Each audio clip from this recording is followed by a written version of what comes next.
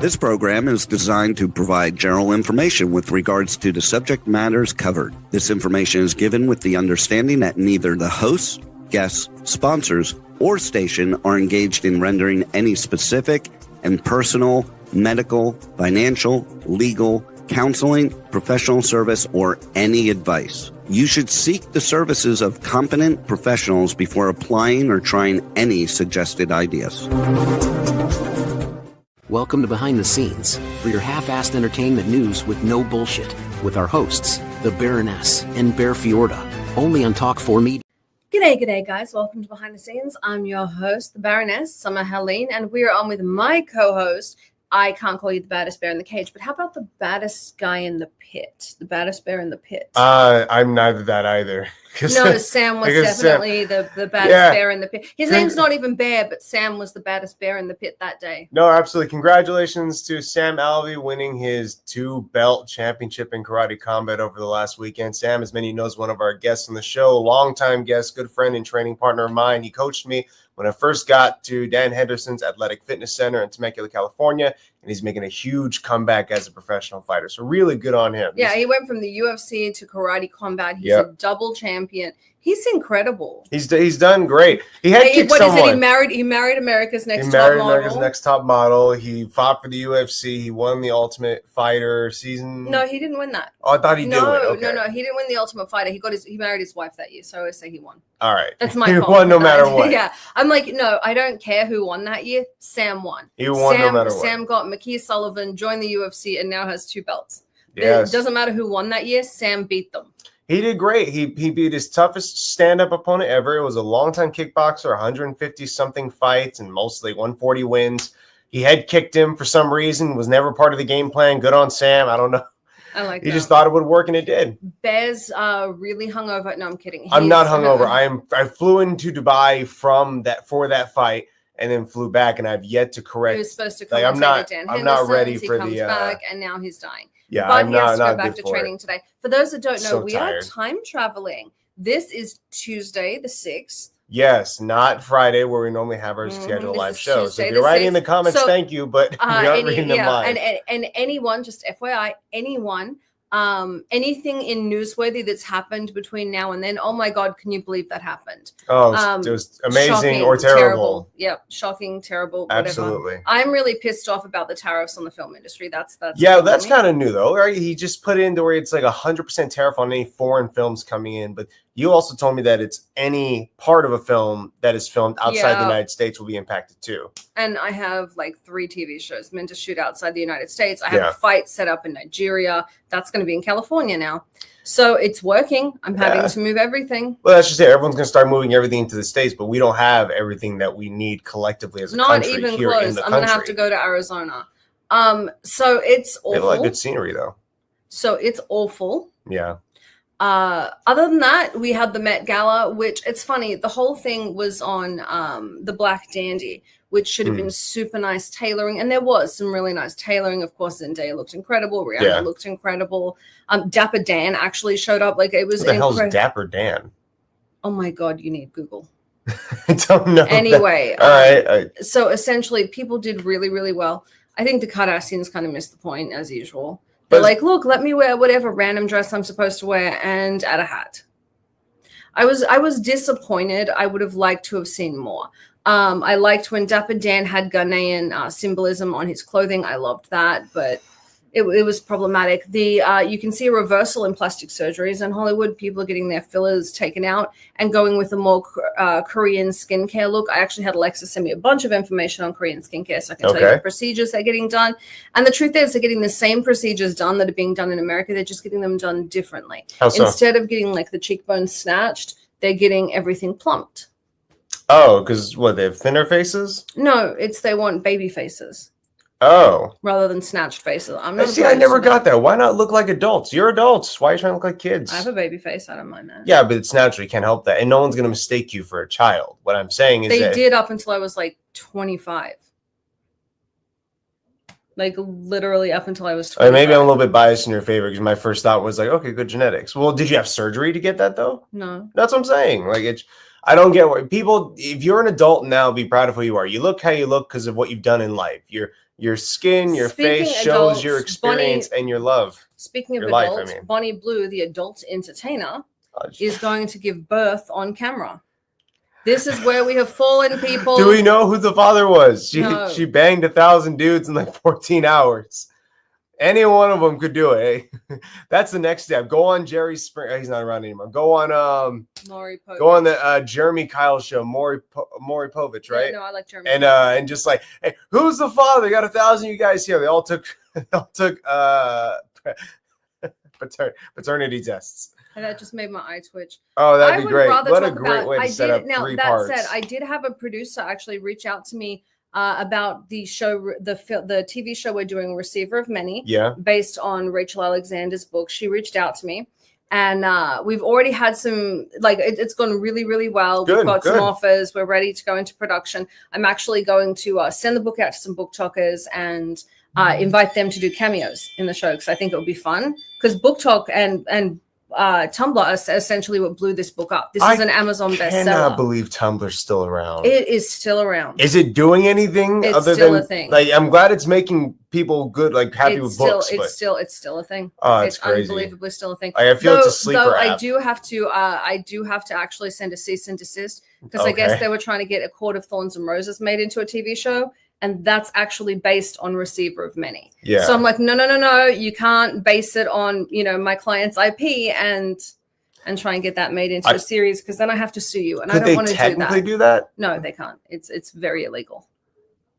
So she just didn't disclose that it was based on another book when she sold it. So I'm having to deal with the studio and be like, you can't. You can't actually do that. You can't do that. You're stealing intellectual property. Yeah, it's a stolen That's IP. Copyright. So I'm let it dealing happen. with that. Make more money. No, because that'll actually ruin the come out of Receiver of Many. Oh, and that's fine. I'm actually going to send a copy of Receiver of Many, the entire series, to our current guest, and we're going to be talking about her favorite books. You guys really liked her last time, and I've seen an uptick in male followers, because most of our followers are male, which we were talking about before the show, and we'll reiterate that on the show. So I'm going to say welcome back. Hi. Hey. Me. Very much. So did the audience, actually. Yeah, it was. I was saying we saw a really big uptick. Most of our viewership is male because of Hair Bear next to me. And they really, really liked and started following and reading books because of you.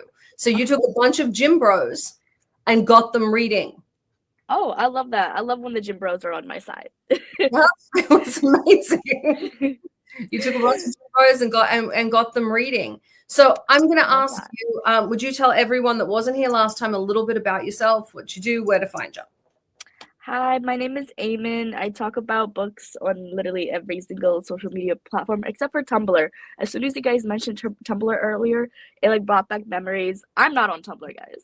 So, but no, yeah, I just talk about books. I'm from the Chicago area, and that's pretty much it. I like that. Fair enough. Chicago. Did you grow up in Chicago, or you just live there now? No, I live there now. I grew up in Memphis, Tennessee, but I moved here about 6 years ago. That's a big jump. Well, Memphis is still a big city, right? It's not Memphis like is lovely. That's not like back now. So you went from one massive city to another, but these are two very, very different cities. They're drastically different. Yeah. What was it like a big culture shock for you when you got out there? Oh, absolutely. Like I pretty much had that kind of small town mindset living in Tennessee, and then coming to Chicago felt like I felt like an ant in a big city, which it pretty much was like that. And so definitely a big culture shock. I'm seeing my people. I hear my people. Didn't really see that in the South. But I love both cities, but I will be staying here in Chicago for the time being. Just like as much fun as Tennessee is, just no. What about Chicago's this is my home now, right here? Honestly, I think there's just a lot more to do here. Memphis is great. There's good music. There's good barbecue. But I had lived in Tennessee for I think 13 years, so I feel like I had done everything. And I moved after high school. I moved here for college anyway. So yeah, I just been here ever since and like fell in love with the city and like I live like outside of the city in the suburbs now and it's just nice. Like and the city's just so accessible as well. Like I go almost every weekend. Um and there's always like something to do. There's like some sort of event. There's a lot more like opportunities for content creators in this city. Not as much as like New York or LA, but there's still something. So no, yeah, the weather's kind of shit, but like, you know, you gotta sacrifice something. Well, I speaking like of that. sorry, speaking I of like that. content creation, do you think them moving to Chicago played a role in what you do now for your career? Oh yeah, for sure. Like I didn't start content creation until like I think it was a sophomore in college, so like 2020, you know, during quarantine, lovely time. Yeah. And no, yeah, I feel like being in Tennessee or something. I mean, you can do content creation literally anywhere, but like I'm constantly traveling between New York and LA, and I know like if I were to do that from Memphis, I would probably take like a connecting flight to like New York or LA, or it's just easier and more accessible to be here. Um, and no, yeah, like even going on international flights, like I don't have to take no connecting. I'm just right there in that country from the Chicago airport, and that's lovely. Right where you need to be. Yep. I like that. That always helps. What is the best book you've read since the last time we talked to you? Oh my God. Okay, so it's technically not a book, it's fan fiction. It's Harry Potter fan fiction. Oh, no. I what a fan fiction. I don't know. It's I hear them like, oh, this is going somewhere south. So it follows Draco and Hermione. They are the couple here, and it's like it's on AO3. Hermione, yes. It is called Green Light That's by amazing. Serene. It's called Hermione. It's super popular. Yeah, it's like one of the most popular like non-canon fake ships Wow, of all okay. time. And so I read Green Light by Serene Muzaffar, and it's literally about Draco and Hermione. This is like post the war, post Battle of Hogwarts. They're like in their mid-20s, and they go on this expedition in Morocco and find this like magical cave or something. One of the best things I've ever read. It was, I think, so I read it on my Kindle, but to describe it in physical terms, it's nearly 2,000 pages. It took me 2 weeks to finish, and it was like the best thing. It's Yeah.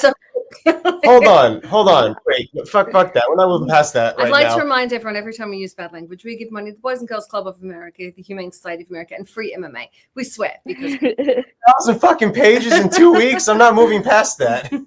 It I was was struggling. like crazy. I think it like altogether it was 40 hours, and I would read like 2 or 3 a day, sometimes more. yeah.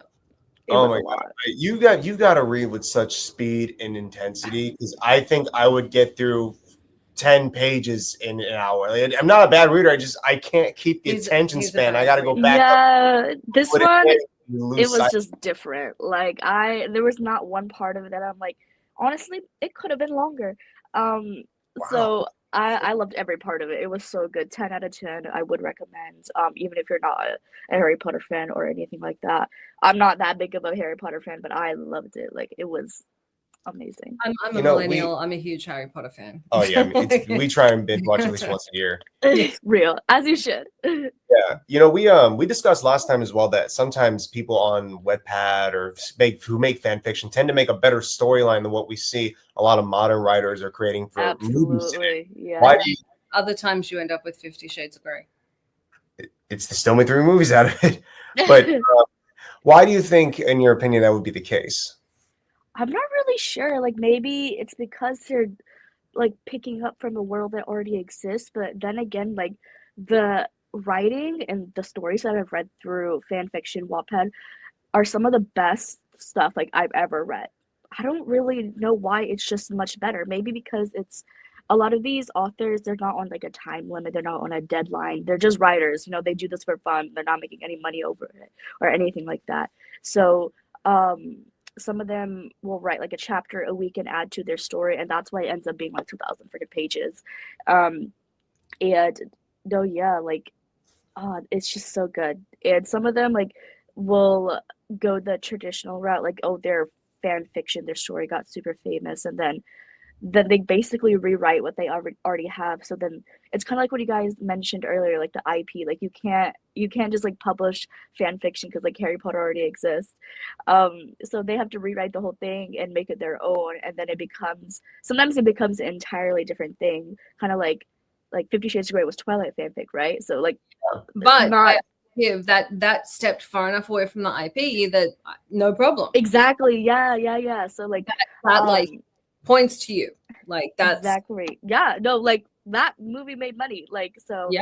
And I watch it every year. So, yeah, and a lot of Hermione fanfics are being picked up this year to become traditionally published and become like their own thing. I think there's like 3 major ones that are coming out this year. So yeah, this year's for the they're also doing the Harry Potter, the extension in the Harry Potter. Yeah.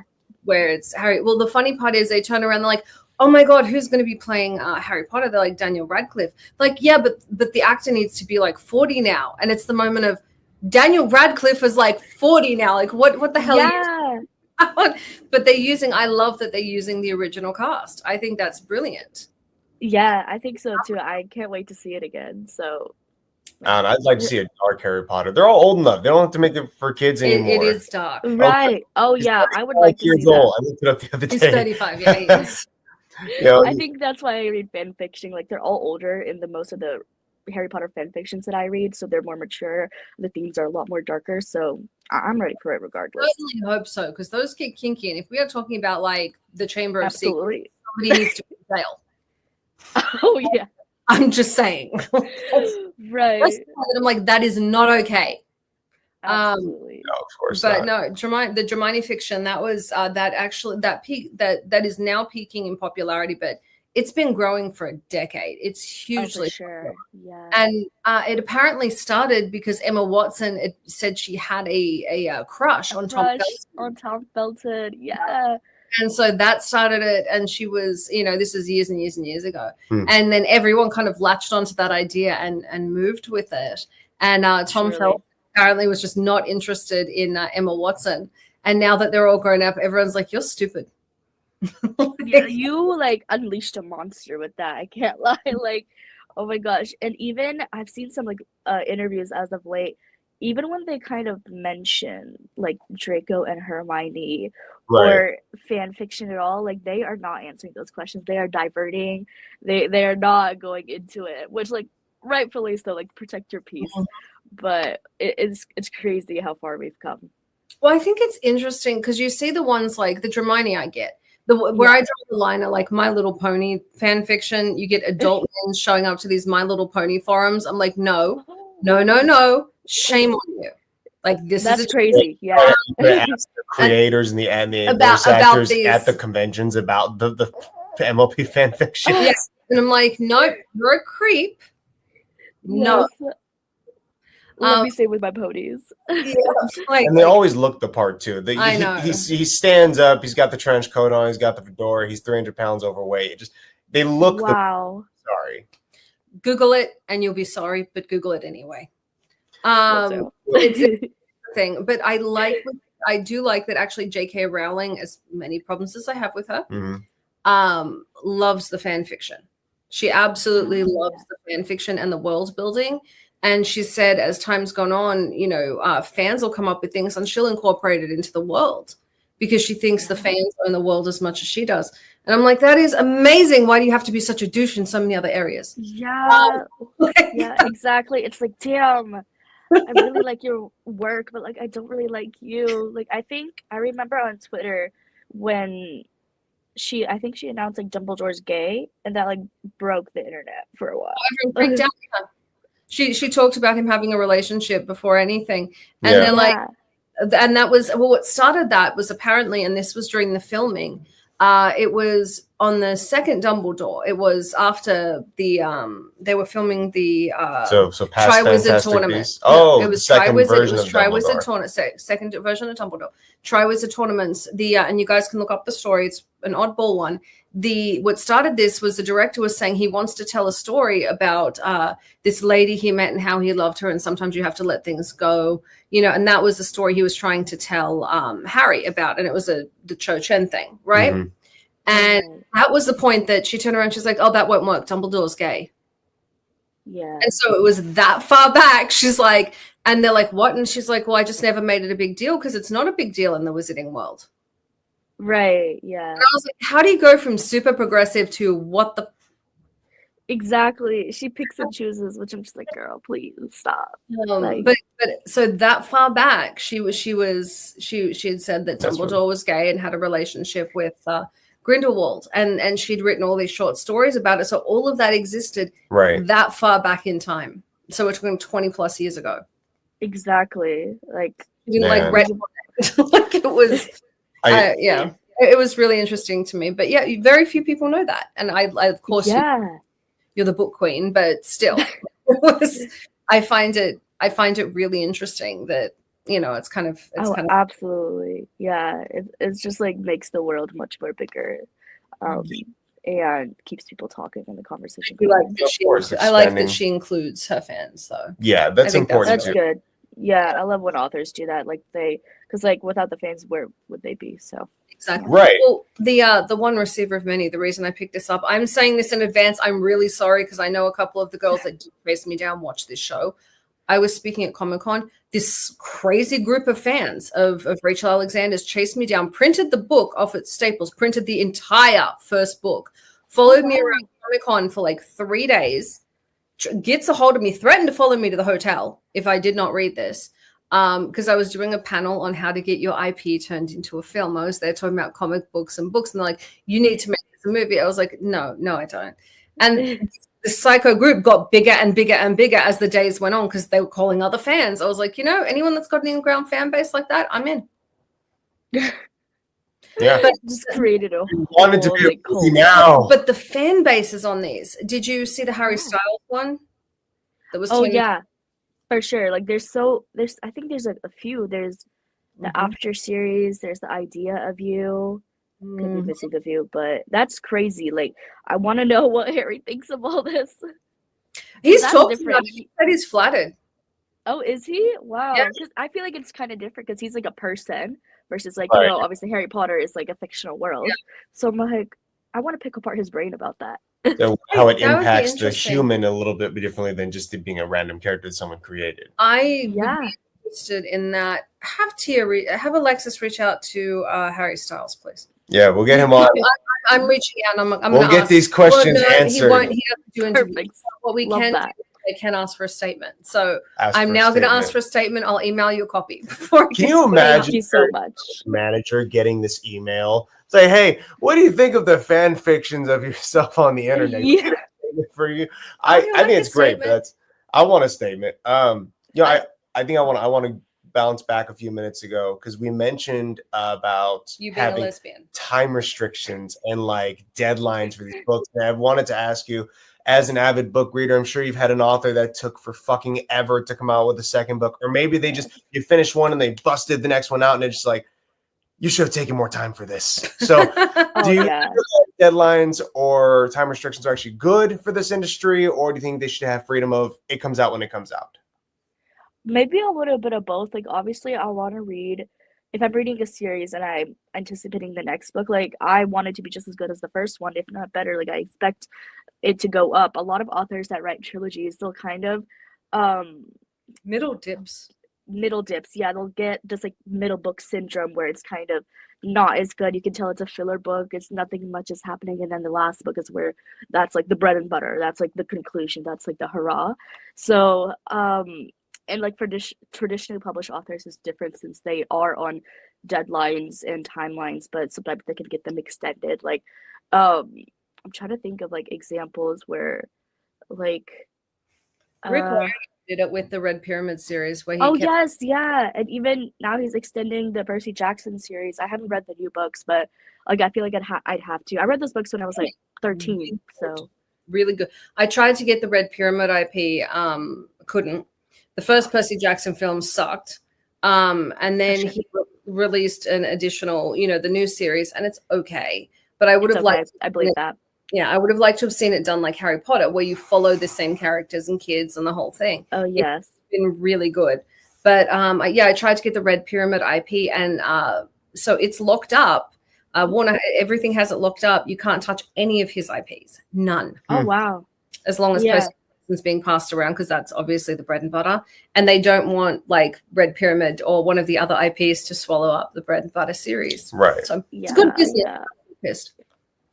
No, that like, wow, that's interesting because I remember like, I think it was right around when the movie came out, then he was on Twitter just like tweeting like, yeah, I didn't even watch that movie. Like it basically traumatized him. He's like, it's not even the actors' faults that they were part of this like shit show, but yeah, I'm never watching that movie. So good for him for protecting his peace and all his IPs. Wow, wasn't he a part of it too? Like, obviously, he got the worst deal I've ever seen in all the get. So you look at J.K. Rowling. She signed a deal that says she gets creative control. Yeah. Rachel Alexander, the woman I'm working with, she has creative control. Yeah. If you don't sign that, and I'm warning anyone that ever works with me, I can wrap your book into a different IP. I can change it. I can do what I want with it. Once you sell me that IP, and Rick Riordan didn't know that.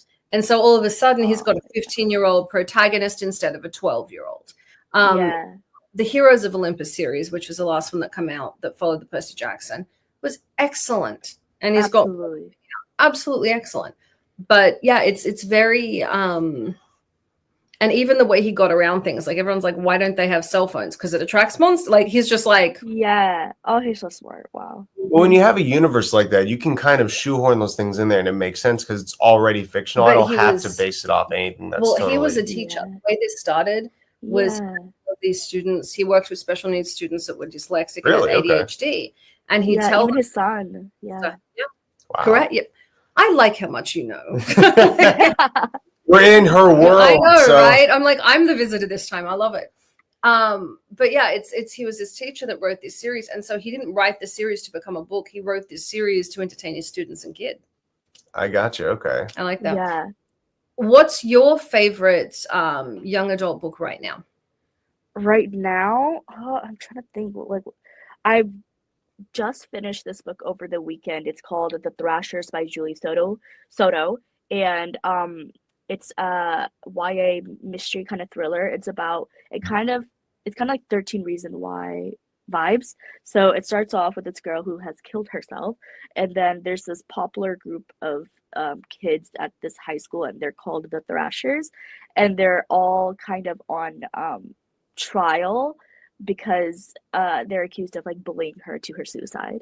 So it was really good. Like it follows it's in the perspective of the main character the entire way through. She's in that popular group, but she's more of kind of like an outcast, but still runs with the popular guys. And she kind of feels like, you know, she's there with them like accidentally, simply because she's known the alpha of their group for the longest time.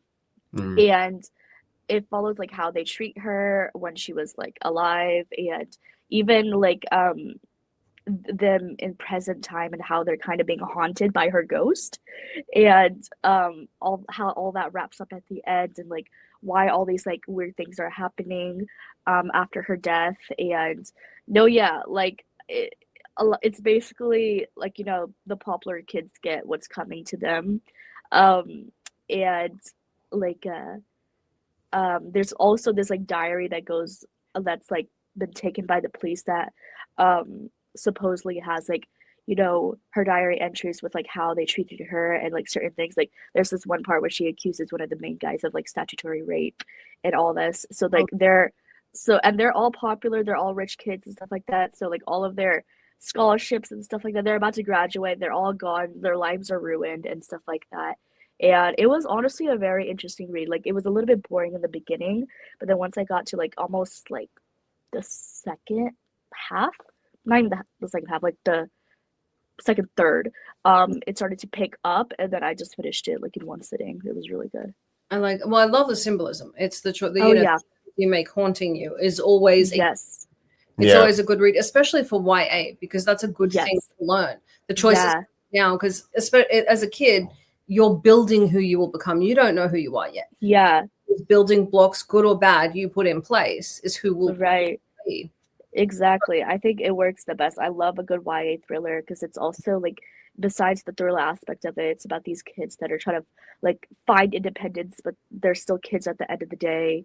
and find out who they are. Like a lot of them are very character driven, and it's a high school setting, which also like plays a part into the whole plot of the story. I like that. That's good. I was sitting here thinking about this. There's so many different, obviously a wide variety of different books, different genres. Just to kind of play a little bit of devil's advocate for certain countries out there in the world, sometimes you get a book that probably shouldn't have been made for one topic or another, be it hateful or it's controversial. So do you think, as you've read all these different books in your life, that it's more like we should have different restrictions, or some books should be allowed and some shouldn't, or some publishers shouldn't allow to publish books or shouldn't? Book burning or unpublishing, I'm not saying burn the books that are there. I'm just saying maybe 50 Shades should have been turned down at the time. But people love 50 Shades. People love kinky shit. So exactly. No, yeah. There's definitely some books out there that should not have been on shelves for sure. Like whether they be the traditional or like independently published, like this is the most craziest thing I've ever heard from this, like the book community as a whole. But like I think it was like from last month or the month before, this woman from Australia published a book about and I'm not sure if I can say this, but pedophilia.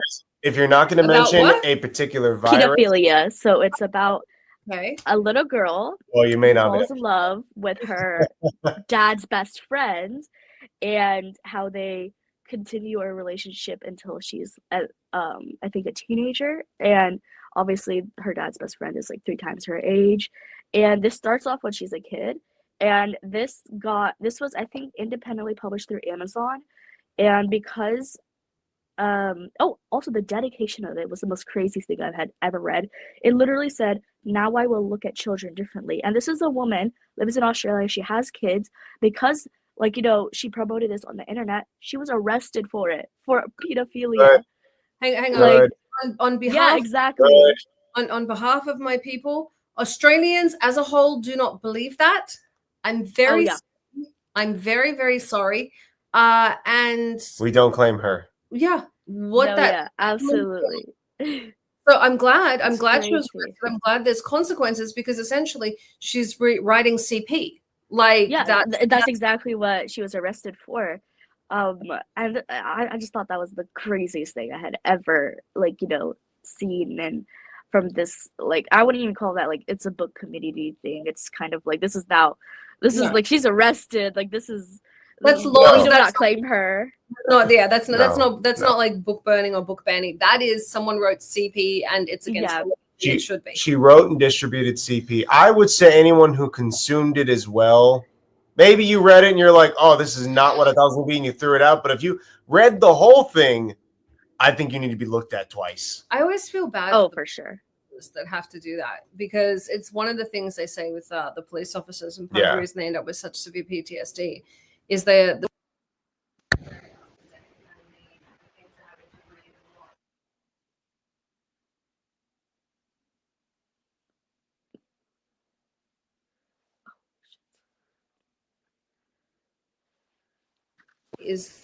we go. We're back. Can you hear us? Oh, okay. Okay, now I can hear you guys. Okay. Our worst day is their every day. Yeah. And that's why they end up with so many problems. I mean, they have there's a nice policeman that had to sit through reading that book. There's a district attorney that had to sit through reading that book. Oh yeah, for sure. Like now it's like off of Amazon, Goodreads and stuff. You can't find it anywhere, which glad. Like, good. So anybody that's still kind of reading great. That's except some Diddy version sitting out there reading it, got a hold of it. It's still circulating on the dark web. I'm so tired of Diddy. But that makes sense. What's Diddy? Yeah, he's he's taken over the news. He did for a while, at least, unless he's back in. And then there are a few guys coming up with him that are going to go badly. Ashton Kutcher left the country, huh? Jay-Z's involved. Thank apparently. You to our sidekick here. Yep, and apparently, Ashton Kutcher fled the country. It's going well. So, with upcoming books, what books are you most looking forward to? What fictions are you most looking forward to this year? This year, I'm trying to think like what's coming up. so much came out in April, and I feel like that was like, oh, that's what I had been anticipating for the longest time. But like, even I think this July, a lot of stuff is coming out that I'm really anticipating. Like I mentioned before, like a lot of Hermione fanfics are being traditionally published into like, their own works, so a lot of that is coming out this year. We have what was originally called Draco Malfoy and the Mortifying Ordeal of Being in Love is now I think it's like the Irresistible Urge to Fall for Your Enemy. That's coming out in July, which I'm so excited to read. And what else? What else? Oh my god, you guys are frozen. The Irresistible Urge to Fall for Your Enemy sounds pretty good, actually. Yeah, it does. I think she froze. Okay, am I back now? We got you back. Oh, it was frozen on my side too. I was still talking. I didn't even realize. We were at Irresistible Urge to Fall for Your Enemy.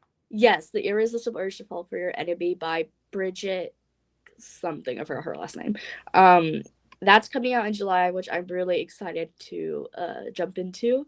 And this other fan fiction called The Auction originally is coming out in July, and it's going to be called Rose and Chain. And it's the original fanfic is about it's like post Battle of Hogwarts. Voldemort has won, and there's this auction put in place where they're like selling all of basically Harry Potter supporters and selling them to Death Eaters.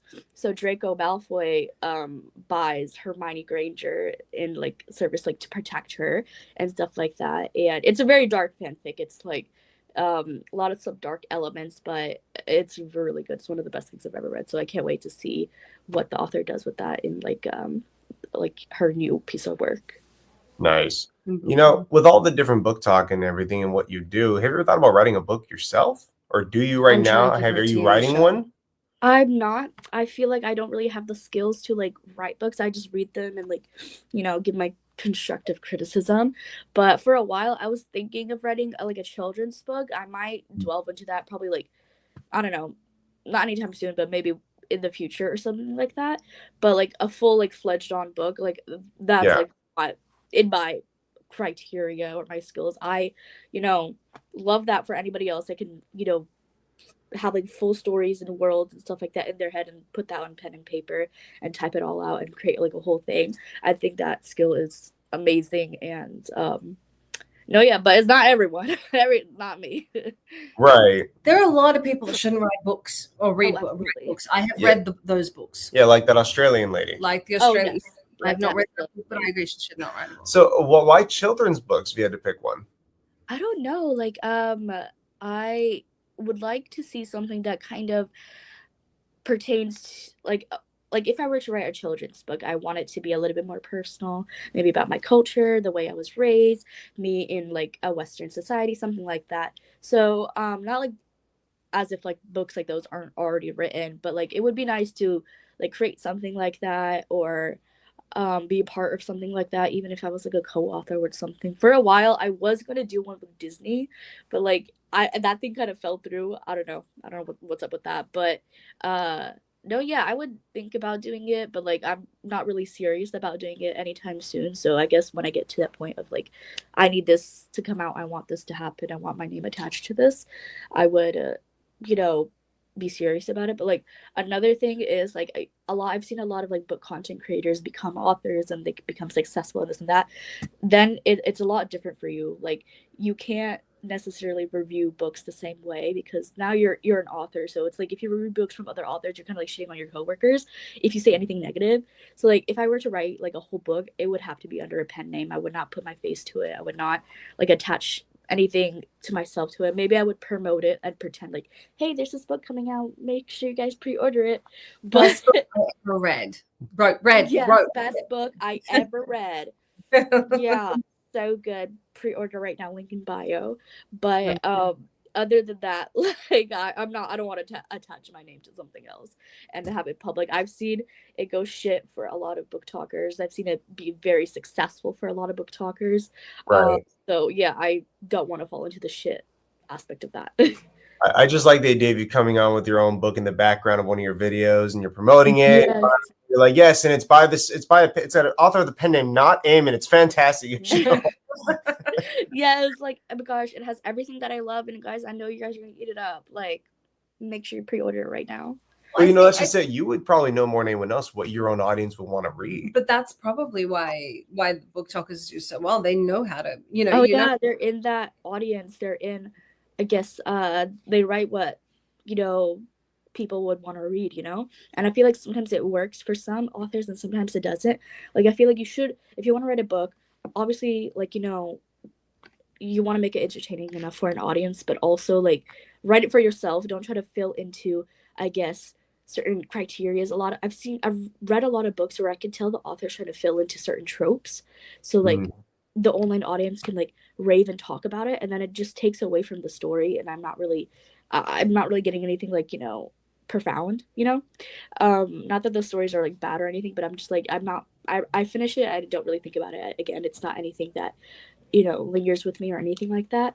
But no, there's some authors that, like, they know what they're doing. They write to appease an audience, but they also have a good story at the heart of it, and you can tell they've, like, put a lot of effort into it. And and, like, regardless if they were already a person that's, like, online or anything like that, like, this book would have done successfully. I love how authentic you are. I think I'm such a corporate shill that I predominantly make reality television. I'm like, all right, we need to hit this spot, this slot, and this slot. We need to hit this marker, and this marker. Real, yeah. Project with Receiver of Many, I'm producing it. I'm not allowed to touch it. Like, the author's like, you don't touch anything. You're just distributing it. No. Yeah, the author knows what's bad going on. summer. Go to the corner. They're like, that's my baby. Don't touch my baby. Yeah. It points to her. She was smart. She's Real, like, your distribution, you can touch that. Nothing else. Nothing creative. I'm like, yeah. But I love that you want that authenticity, because a lot of people are, like me, they're ticking those boxes. Yeah. They're looking for most revenue, not the best story. Right. When you look at, there was a film that came out not too long ago. It was by Lawrence Pugh. Hugo was in it. Harry Styles actually was in it, and it was based on the Stepford Wives. And she's in this world. You go into this 1950s world, and it's going to drive me crazy. Don't worry, darling. Yeah. Don't worry, darling. That's it. Exactly. Yep. And it's got kind of based on the Stepford Wives. Yes. And so you feel when people care and when they don't. There was a difference between the original Stepford Wives and as much as I love Nicole Kidman, the Nicole Kidman Stepford Wives. Right. One was a commentary on society. The other had a happy ending. Oh wow, I'll have to get into it. I haven't seen either, but yeah. So the original Stepford Wives, the woman gets swallowed up and disappears into society because that's what happens, and that's the commentary. That's what it's supposed to happen. At the end of the second one, they wanted a happy ending, so they flipped. Okay. People are looking for a lot of happy after post-COVID, They want happy. And so, no, this was well before COVID. Oh, okay. There's a lot of things where they turn things into a happy ending that just never had a happy ending. And I think you get more leeway in books and in fan fiction not to have a happy ending than you do in film, because film has to hit so many demographics. I'm going to ask you probably a very difficult question, especially as we get closer to the end of the show. It might take a minute.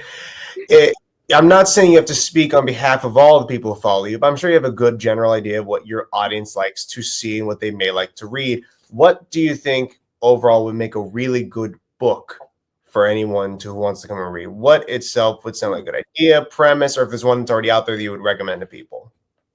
One that's already out there to recommend to people, or for me personally, whatever book that I'm reading, whatever genre that I am getting into, I love connecting to the characters. I love books that are character driven, even if the plot is kind of linear, as long as these characters are well rounded, not just the main character, but other side characters you don't get POVs from.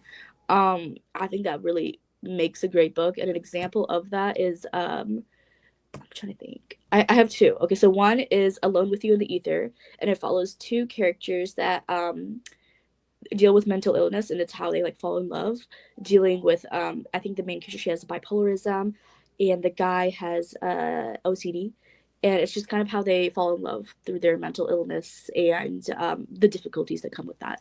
That's a really good one.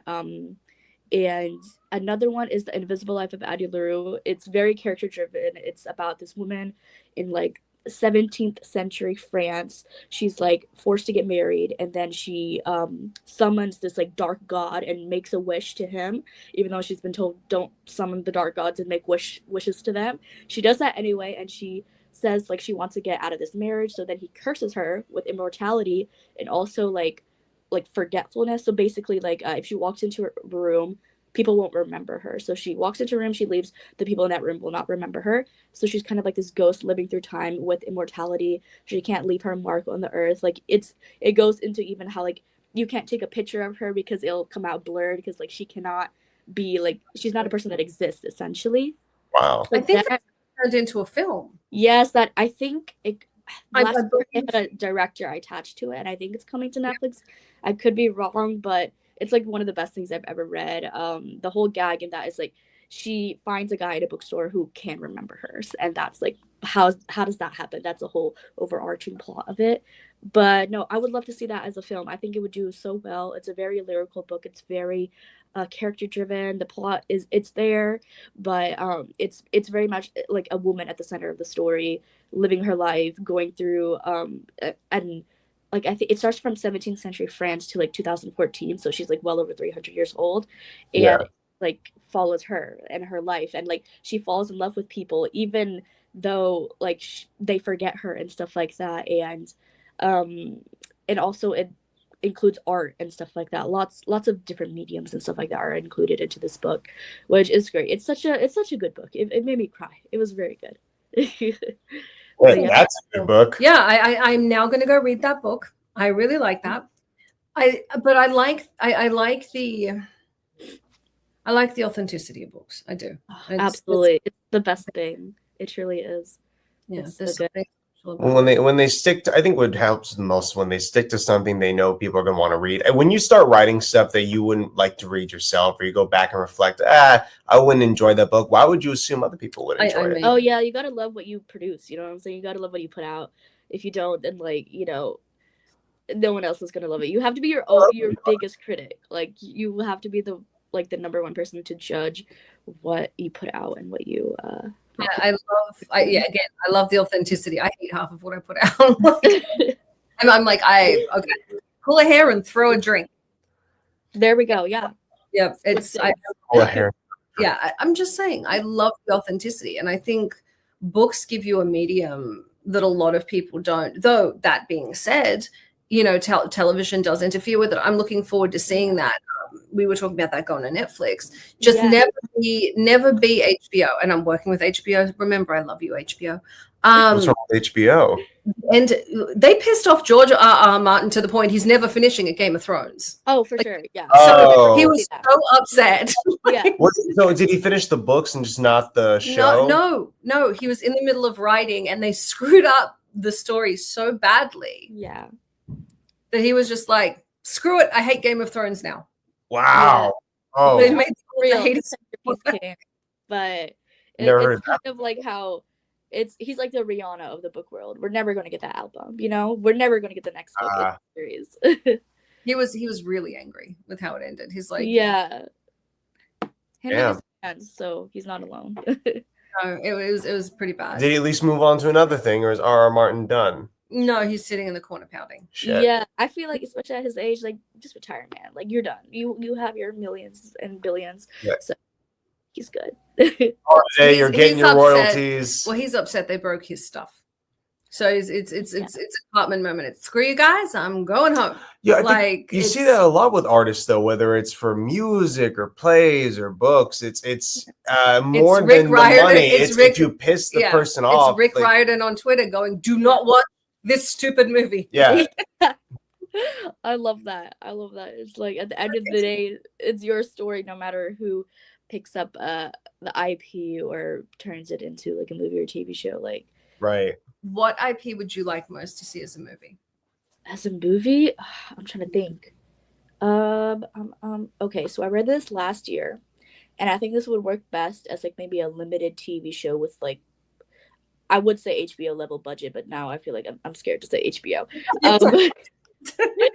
But HBO level budget means HBO level of fuckery. Okay. No, we love HBO. I have like 3 projects with them.